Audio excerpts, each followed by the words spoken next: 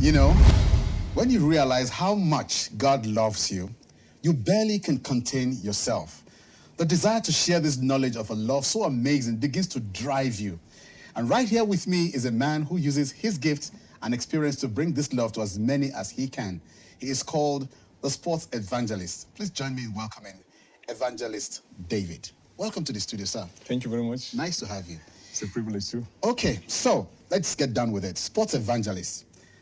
This is not a very common title, as it is. Yeah. Tell us, what does it really mean to be a sports evangelist?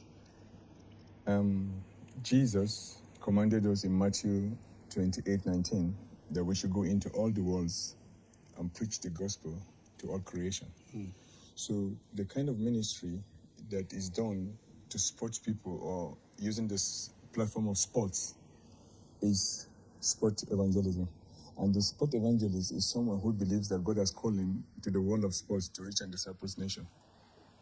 Okay, you've been into sports for so long.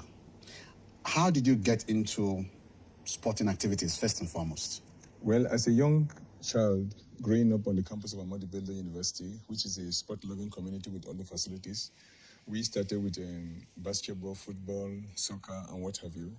But along the line, taekwondo was introduced, and my peer group picked taekwondo. And from there, we got to our black belts up to representing the university when we finally got into the university and the nation. And today I'm a master, at least 6-degree black belt in taekwondo. In taekwondo? Yeah. After the show, we'll try something out. Okay, so how did you come to see that you could use sports to draw men onto Christ? Every sport field is a mission field.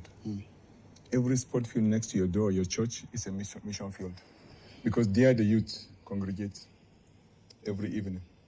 And wherever people gather is an opportunity for you to be able to share the love of Jesus. And you know, sport offers the local church the greatest opportunity for world mission with the least amount of money needed to reach the greatest number of people within a short time. So being a Christian from childhood, when I was preached to at the age of 17 by Bishop Bobo Yalonge, then a student of ABU, he shared the love of Jesus with me.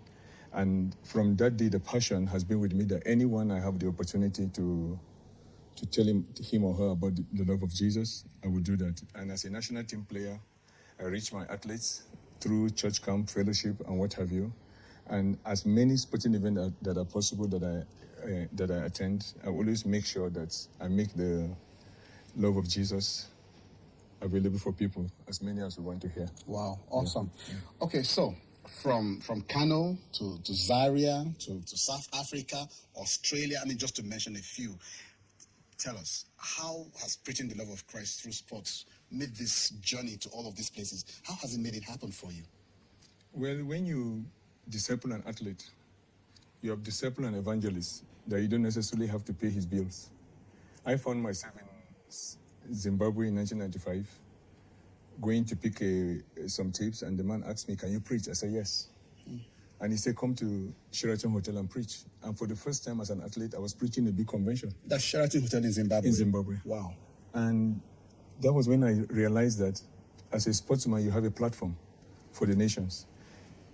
I went to represent Nigeria again in 1999, and I realized that I was preaching every evening for the 2 weeks. And after that, I was thinking of what to do when the Lord asked me, that is my mission field.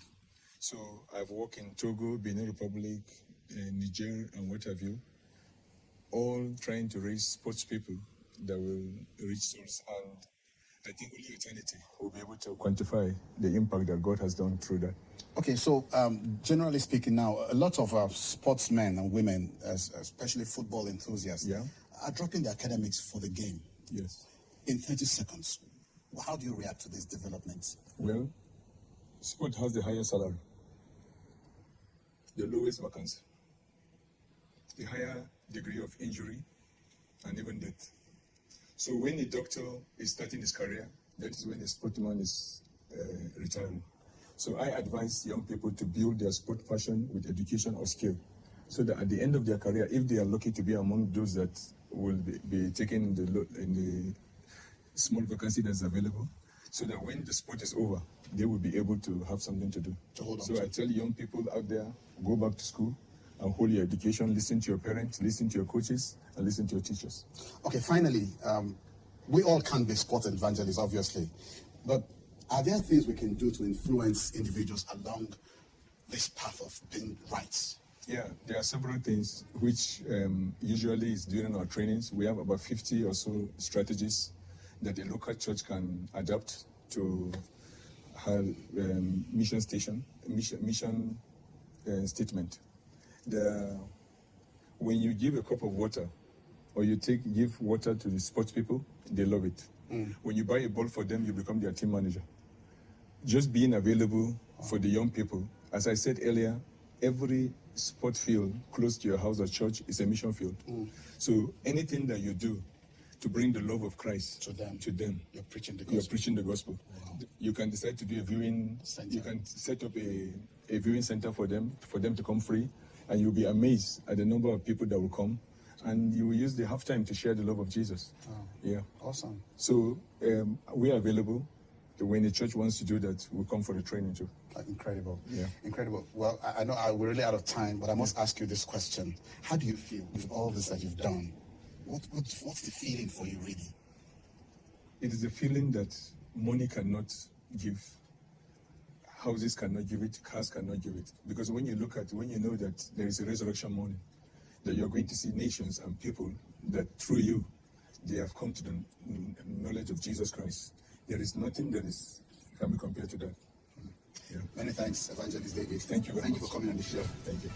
700 Club. We'll be right back.